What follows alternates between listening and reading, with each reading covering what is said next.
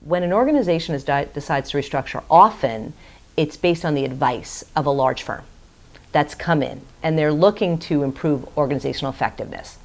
And the firm says the solution that you need to do is to restructure the organization. One of the key things I've seen is that they're trying to create a model where they're giving them a certain cookie cutter solution that says, you need to have this many resources in this department based on the size of your business or the business you're in. And it's interesting to me that they come up with this solution, this algorithm of something that says, well, you should only have 50 employees when they haven't even thought about the strategy that they want to achieve. One organization I work with had shared with me that they had this consultant come in and they looked at their org chart and gave them the actual limits of resources that should be based on their size and what they were in the business to do, based on what best practice was. And it wasn't enough resources to do what they needed to accomplish. So they didn't even take into consideration actually doing the work.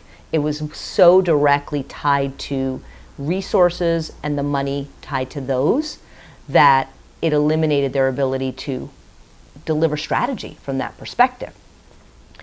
Now, the other thing I've seen when organizations decide to restructure and they pick up the phone and they call a big firm, right? And those firms have been saying organizational design is done this way. Everything that you read out on the web focuses on this one-dimensional org design and moving boxes around the org chart. And what's interesting to me is everything that you read about it is from, and people quote, is from the 70s and the 80s, where organizations were different back then. They weren't as global. They weren't as two-dimensional or three-dimensional and complex as they are today.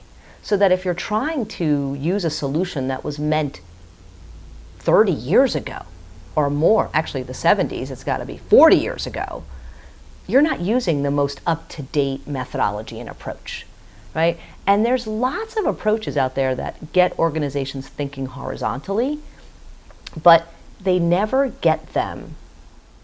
They don't give them the results that they're looking for. So they've used solutions that are horizontally focused. They don't give them the solutions that they need because they're so stuck in this org chart model.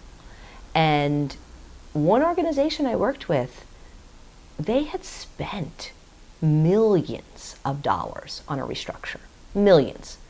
And it took about 18 months. This is, an organization that sales was dropping because people didn't know what to do. So they finished the restructure. We come in, we're trying to help them operationalize it. We're trying to help them deal with, what do? We need to collaborate. How do we reconnect all the pieces that you've actually sliced and put in different ways? And one leader I worked with, it was interesting because he ran a complete line of business. And my first conversation with him was, he kept saying to me, this leader that I worked with kept saying, well, sales reported to me in the past. I don't have sales. How can I be held accountable for driving a line of business with a sales goal if sales doesn't report to me? And what I did with him was we talked about the work. We talked about, okay, let's talk about from start to finish, how do you serve your customer? And it was an interesting conversation with him because we focused on the work stream and not where the boxes sat. And as soon as he kept going back to the boxes, I said, let's not worry about the boxes. Let's worry about how things happen. And when we were done, he said, oh, this isn't about where people report to. It's about getting the job done across. And that was exactly what I wanted him to see, was that it didn't matter where sales sat in the org chart. It still was part of the process. So nothing really changed except they now reported to someone else. And he relaxed a lot because he realized, okay, the work didn't change, just who they reported to. And now what we needed to figure out was, how do we engage all the stakeholders that are part of that process to drive that line of business?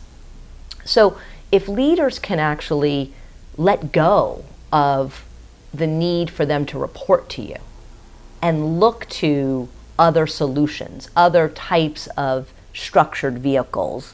And structured vehicles sounds like a financial solution, right? But if leaders can look to other structures like horizontal steering teams and work teams to pull people together, they'll actually have a way that's much more agile for their business than moving boxes around on the org chart.